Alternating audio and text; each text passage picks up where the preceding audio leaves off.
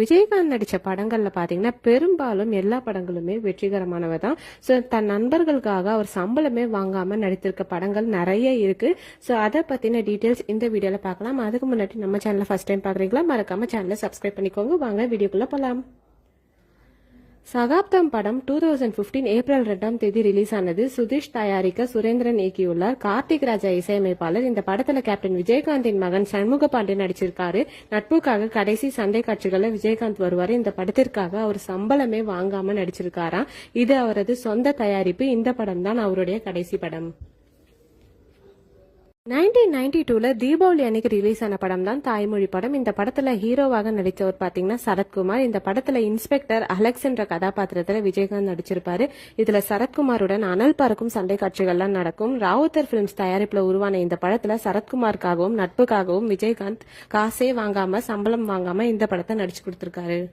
2001ல August 10ஆம் தேதி release ஆன படம் தான் விஸ்வநாதன் ராமமூர்த்தி ராமநாராயணன் இயக்கிய இந்த படத்தை ராம்கி, விவேக், ரோஜா ஆகியோர் நடித்திருக்காங்க. சிறப்பு தோற்றத்துல விஜயகாந்த் நடிச்சிருப்பாரு.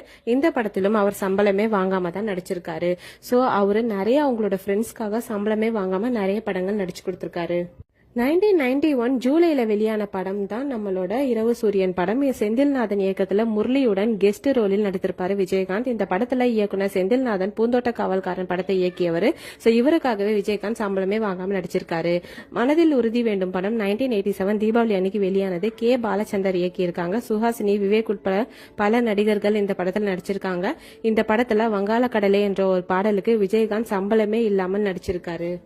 நட்பின் காரணமாக இவர் சம்பளமே வாங்காம நடிச்சிருக்காருன்றது குறிப்பிடத்தக்கது. 1985ல வெளியான படம் எங்கள் குரல். ராமநாராயணன் இயக்கியுள்ளார். எஸ் சந்திரன் தயாரித்துள்ளார். டி ராஜேந்தர் இசையமைச்சிருக்க இந்த படத்துல அர்ஜுன் தான் ஹீரோ. சோ படத்துல ஒரு சண்டை காட்சிக்காக இந்த படத்தின் தயாரிப்பாளர் எஸ் சந்திரனுக்காகவும் விஜயகாந்த் சம்பளமே வாங்காம நடிச்சு கொடுத்திருக்காரு. 1987 ராமநாராயணன் இயக்கத்துல கலைஞர் கருணாநிதி திரைக்கதை எழுதியுள்ள இந்த படத்துக்கு ராதா, அம்பிகா, வாகை சந்திரசேகர், தியாகு உட்பட பலர் நடிச்சிருக்காங்க. விஜயகாந்த் தனது நெருங்கிய நண்பருக்காக சம்பளே வாங்காம நடிச்சிருக்காராம். இந்த படத்துல கார்த்திக்கும் கெஸ்ட் ரோலில் நடிச்சிருப்பாரு.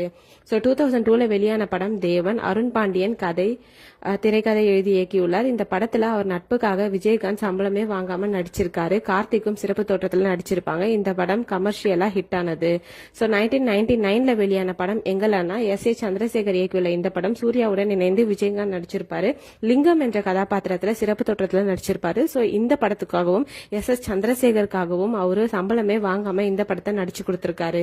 1993ல ரிலீஸ் ஆன படம் எஸ் சந்திரசேகர் இயக்கத்துல விஜய் நடிப்புல வெளியான படம் தான் செந்தூர பாண்டி. இந்த படத்துல எஸ் சந்திரசேகருக்கும் விஜயின் வளர்ச்சிக்காகவும் நம்மளோட விஜயகாந்த் சிறப்பு தோற்றத்துல சம்பளமே வாங்காம விஜயோட அண்ணனா இந்த படத்தை நடிச்சு கொடுத்திருப்பாரு. அந்த இந்த படமும் அவருக்கு ஒரு பெரிய திருப்பு முனையை விஜய்க்கு ஏற்படுத்தியதுன்னு தான் சொல்லணும்.